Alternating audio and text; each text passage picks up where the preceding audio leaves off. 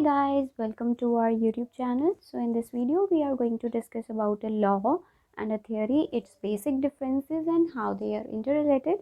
Then we are going to discuss about hypothesis, exams and models. And after that we are going to discuss about the relation between physics, technology and society. So firstly we are going to discuss what is a law and a theory. So अगर हम सबसे simplest terms में बोलें तो a law predicts what happens while a theory proposes why it happens. So law हमको बताता है कि एक प्रोसेस में क्या होगा और थियरी हमको बताती है कि उस प्रोसेस में जो हो रहा है वो क्यों हो रहा है. जैसे कि फॉर एग्जांपल आपने प्रोजेक्टाइल मोशन स्टडी किया, ठीक है. फॉर एग्जांपल आपने प्रोजेक्टाइल मोशन स्टडी किया. अब प्रोजेक्टाइल मोशन क्या है? मान लो आपने एक बॉल को किसी एक पर्टिकुलर एंगल थीटा पर ग्राउंड से उस बॉल को आपने थीटा एंगल पर इंक्लाइन करके एक यू वेलोसिटी के साथ थ्रो किया है.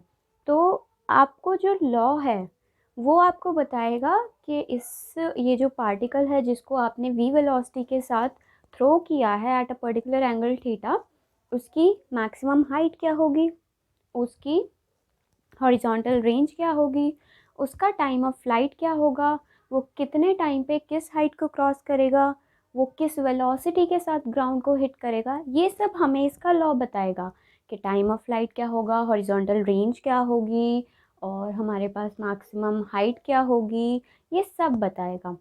और इसकी जो थ्योरी है वो हमें ये बताएगी कि ऐसा क्यों होगा, इसकी जो ट्रेजेक्ट्री है वो पैराबोलिक क्यों होगी, वो ग्रेविटी की वजह से होगी. तो ये हमें थियरी बताएगी और लॉ हमें फॉर्मूला देगा कि ऐसा होगा, इतने टाइम पे 1 सेकंड बाद वो इस हाइट पे होगा, इन दोनों टाइम इंटरवल्स के बीच में उसने इतना डिस्टेंस ट्रेवल कर लिया. ये सब हमको इसका लॉ बताएगा, ठीक है. तो लॉ हमें बताता है कि क्या होगा और थियरी हमें बताती है कि ऐसा क्यों होगा. तो थियरी एक लॉजिकल एक्सप्लेनेशन देती है एक पर्टिकुलर ऑब्जर्वेशन के लिए कि ऐसा इसलिए हो सकता है और हम वो थियरी एक्सेप्ट करते हैं जो कि सबसे मोस्ट लॉजिकल एक्सप्लेनेशन हमें जिसका फील होता है कि हाँ इसकी वजह से हो सकता है, हम इसको as a most accepted theory मान सकते हैं, ठीक है. तो ये जो होता है ये अपना थियरी और लॉ का सबसे सिंपलेस्ट टर्म्स का डिफरेंस होता है. अब जो थियरी होती है वो कभी भी एक लॉ में ग्रो नहीं कर सकती. A theory will never grow into a law but the development of one often triggers the growth of other.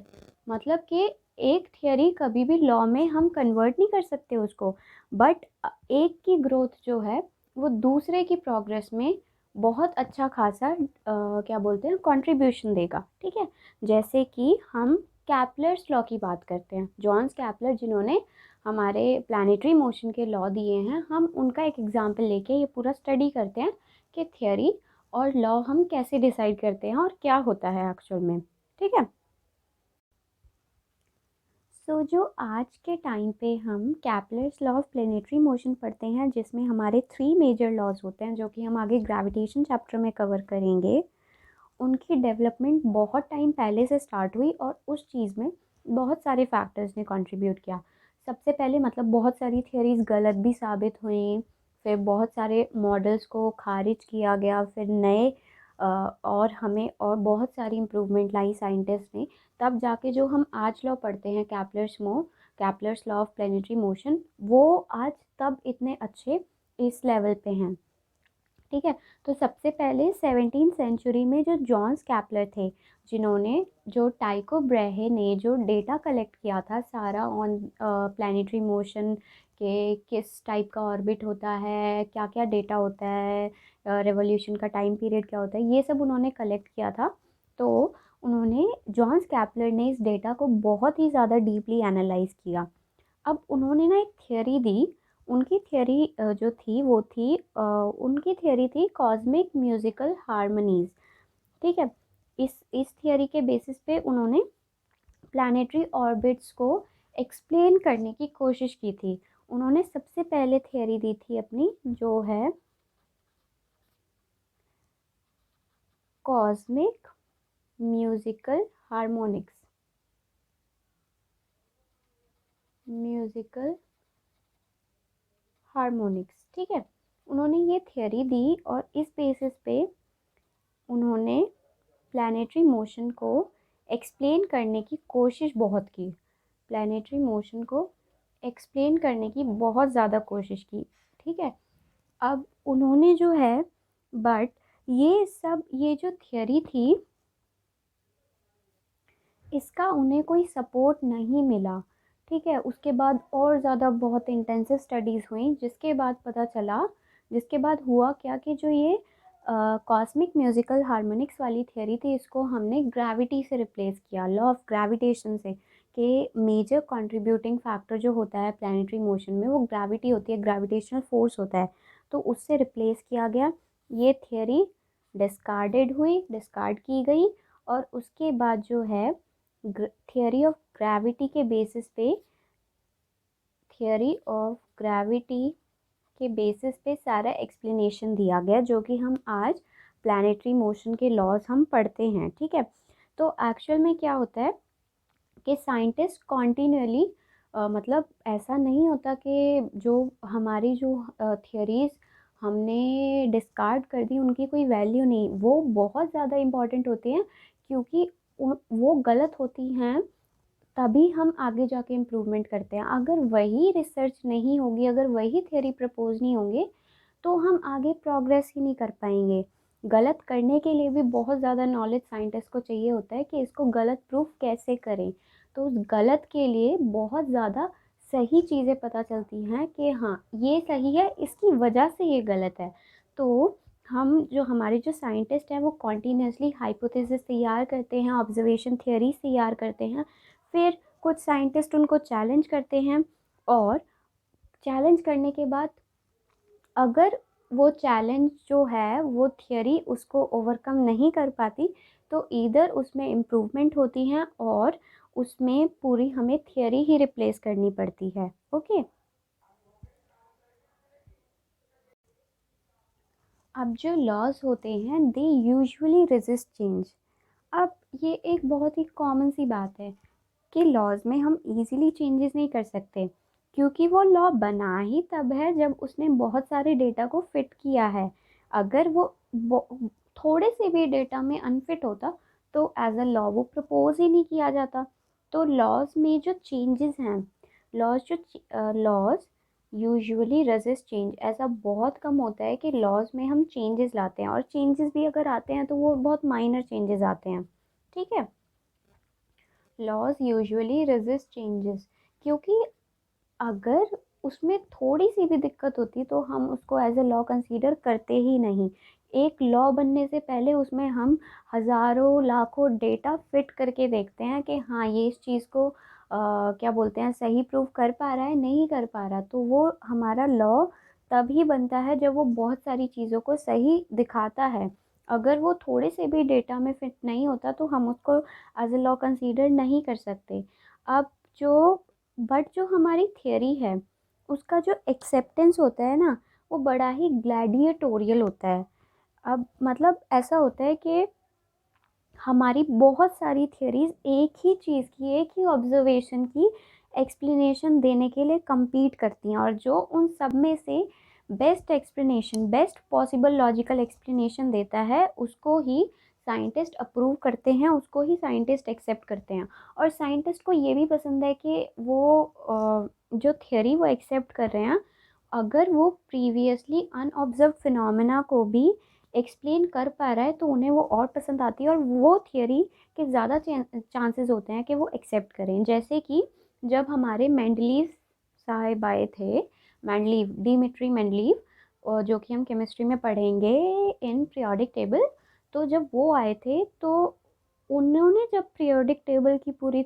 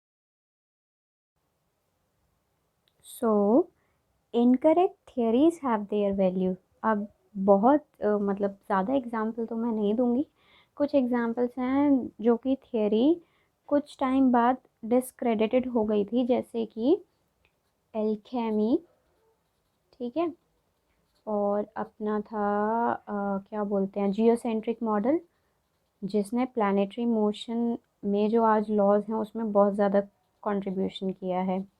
Geocentric model और थियरी ऑफ स्पॉन्टेनियस जनरेशन, तो ऐसी और बहुत सारी थियरीज हैं जो कि बाद में डिस्कार्ड कर दी गई थी, ठीक है, spontaneous generation.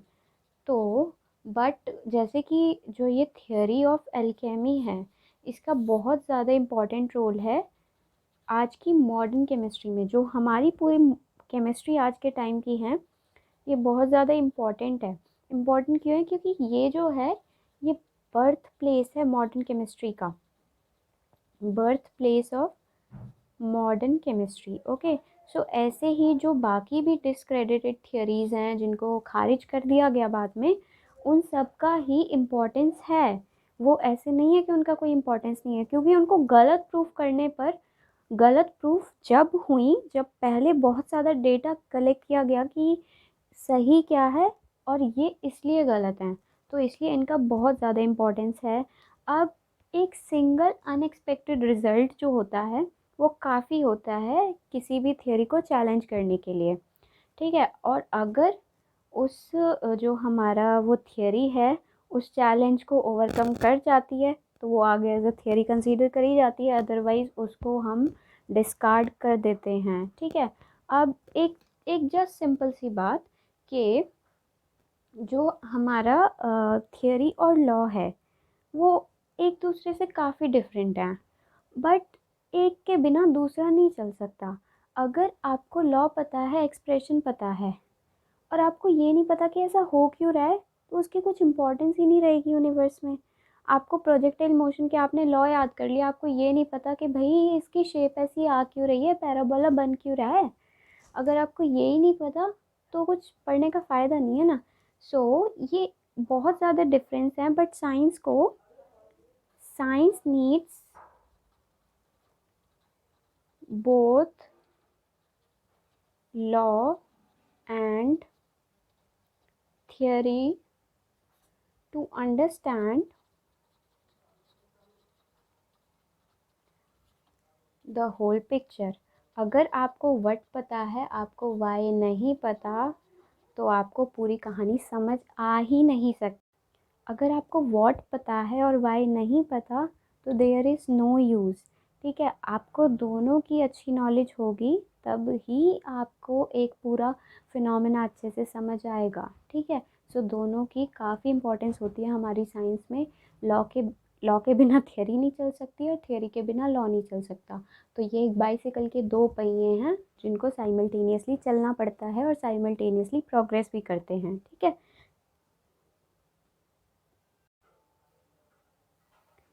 So now we are going to discuss about hypothesis, exames and models। सबसे पहली बात तो एक बात हमें अपने दिमाग में बैठानी होगी कि ऐसा नहीं होता कि हम फिज़िक्स और मैथमेटिक्स की इक्वेशन यूज़ करके सारे फिनोमेनास को एक्सप्लेन कर पाएँ। ऐसा बिल्कुल नहीं होता। हमें बहुत सारी एजम्पशंस लेनी होती हैं किसी भी चीज़ को एक्सप्लेन करने के लिए। किसी भी चीज़ को एक्सप्लेन करते टाइम हम बहुत सारे एजम्पशंस लेते हैं, और जो एजम्पशंस के टाइप होते हैं उसी में अपना हाइपोथेसिस, एग्जाइम और मॉडल आता है। उनमें कुछ कुछ डिफरेंसेस होते हैं। जैसे कि हाइपोथेसिस क्या होता है, हमने एक ऑब्जर्वेशन किया, एक हमने फिनोमेना ऑब्जर्व किया, अब हमने उसको एक्सप्लेन करने के लिए एक थियरी प्रपोज कर दी। अब हमें नहीं पता कि वो थियरी सही है या गलत है, बस हमको जो देख के उसको लगा, हमने वो प्रपोज कर दिया कि हाँ भाई ये इसकी वजह से हो सकता है। हमें नहीं पता कि वो सही है या गलत है, वो बाद में साइंटिफिक रिसर्च होगी उस चीज़ पे, ठीक है। अब एग्ज़ाइम क्या होता है? एग्ज़ाइम एक सेल्फ एविडेंट ट्रुथ है जो कि जनरली हम फिज़िक्स में या फिर कैलकुलस पार्ट में जो इक्वेशंस वाले पार्ट्स होते हैं उसमें यूज़ करते हैं, ठीक है। जैसे कि two parallel lines never intersect, ये एक एग्ज़ाइम होता है। ऐसे ही हमारा हम बोलते हैं कि whole whole is greater than a part, हमेशा पूरा उसके एक पार्ट से तो बड़ा ही होगा। ये एक सेल्फ एविडेंट ट्रुथ है, हमें पता है कि ये नहीं हो सकता, ये तो कभी होगा ही नहीं। ठीक है, तो ये होता है। और मॉडल क्या होता है? मॉडल होता है कि हमने एक फिनोमेना को एक्सप्लेन करने के लिए एक थियोरी प्रपोज कर दी और हमने वो मान लिया कि वो ठीक है। So now we are going to study about the relation between physics, technology and society. And this connection can be easily seen in many examples like during the 18th century industrial revolution. Steam engine ने human civilisation में बहुत ज़्यादा contribute किया था। Industrial revolution में steam engine आया था। Steam engine आया और स्टीम इंजन पूरा थर्मोडायनेमिक्स पे बेस होता है, मतलब फिज़िक्स। इसके पीछे की फ़िज़िक्स है थर्मोडायनेमिक्स। सो ये पूरा इस पे बेस है और इसने ह्यूमन सिविलाइजेशन में बहुत ज़्यादा कंट्रीब्यूट किया था। तो यहाँ पे एक फ़िज़िक्स और हमारी पूरी सोसाइटी का इंटरलिंकेज हुआ था। फिज़िक्स हमारी पूरी थर्मोडायनेमिक्स से नई टेक्नोलॉजी आई स्टीम इंजन की और उसने ह्यूमन सिविलाइजेशन को अफेक्ट किया।